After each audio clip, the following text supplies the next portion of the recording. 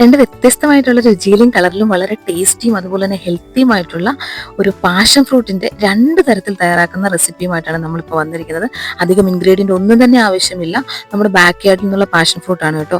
Passion fruit കൊണ്ട് എങ്ങനെ passion ഫ്രൂട്ടിന്റെ ഇല ഉപയോഗിച്ച് എങ്ങനെ കൊളസ്ട്രോൾ കൺട്രോൾ ചെയ്യുക, അതുപോലെ പ്രമേഹം നിയന്ത്രിക്കുക എന്നൊക്കെയുള്ള വീഡിയോ ഇട്ടിട്ടുണ്ടെന്ന് കണ്ടു നോക്കുക.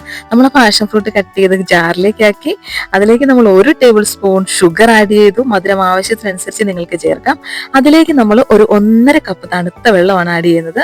ശരിക്കും ഒരു ഇൻഗ്രീഡിയൻറ്റും നമ്മൾ എക്സ്ട്രാ യൂസ് ചെയ്യുന്നില്ല. പാഷൻ ഫ്രൂട്ടും ഷുഗറും അതുപോലെ തന്നെ വെള്ളവും മാത്രമേ ഉള്ളൂ.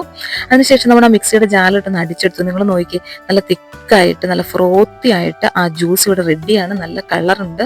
ശരിക്കും പെട്ടെന്നൊരു ഗസ്റ്റ് ഒക്കെ വന്നു കഴിഞ്ഞാൽ നമുക്ക് എളുപ്പം തയ്യാറാക്കാൻ സാധിക്കും, അവർക്ക് കൊടുക്കാൻ സാധിക്കും, അവർക്ക് ഒരുപാട് ഇഷ്ടപ്പെടുകയും ചെയ്യും. നിങ്ങൾ നോക്കി, അടുത്തത് നമ്മൾ ഉണ്ടാക്കുന്നത് നമ്മൾ പ്രിപ്പയർ ചെയ്യുന്നത് എങ്ങനെയാണെന്ന് വെച്ച് കഴിഞ്ഞാൽ മിൽക്ക് ഉപയോഗിച്ചാണ്. ഒരു 1.5 കപ്പ് പാലും വെള്ളവും മിക്സ് ചെയ്തതാണ് നമ്മൾ ഇതിലേക്ക് ഒഴിക്കുന്നത്. അതുപോലെ ചിലർക്കെങ്കിലും ഒരു ഡൗട്ട് കാണും, ഈ പാല് ചേർക്കുമ്പോൾ പാഷൻ ഫ്രൂട്ട് പിരിയാൻ ചാൻസ് ഉണ്ടോന്ന്. ഒരിക്കലുമില്ല. പെട്ടെന്ന് തന്നെ നമ്മൾ പാലൊഴിക്കുക, അപ്പോൾ തന്നെ നമ്മൾ ഗ്രൈൻഡ് ചെയ്യുക. നോക്കിക്കാൻ നല്ല ഒരു പാഷൻ ഫ്രൂട്ട് മിൽക്ക് ഷേക്ക് ഇവിടെ റെഡിയാണ്. അധികം ഇൻഗ്രീഡിയൻ്റ് ഒന്നും തന്നെ ഇല്ല, എങ്കിലും നല്ല തിക്കായിട്ടുള്ള നല്ല ഫ്രോത്തി ആയിട്ടാണ് നമുക്ക് കിട്ടിയിരിക്കുന്നത്. ശരിക്കും ഗസ്റ്റിനൊക്കെ നമുക്ക് കൊടുക്കാനും അതുപോലെ സമ്മറിൽ നല്ലൊരു ഡ്രിങ്ക് ആയിട്ട് യൂസ് ചെയ്യാനും ഒക്കെ സാധിക്കും. അപ്പോൾ ഒരിക്കലെങ്കിലും നിങ്ങളിതൊന്ന് തയ്യാറാക്കി നോക്കുക, നിങ്ങൾക്ക് തീർച്ചയായും ഇഷ്ടപ്പെടും.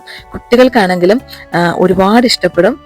അതുപോലെ തന്നെ നിങ്ങളുടെ ബാക്ക് യാർഡിൽ നിങ്ങളുടെ വീട്ടിൽ ഒരു പാഷൻ ഫ്രൂട്ട് തൈയെങ്കിലും വെച്ച് പിടിപ്പിക്കാൻ ശ്രമിക്കുക. അപ്പോൾ താങ്ക് യു ഫോർ വാച്ചിങ്.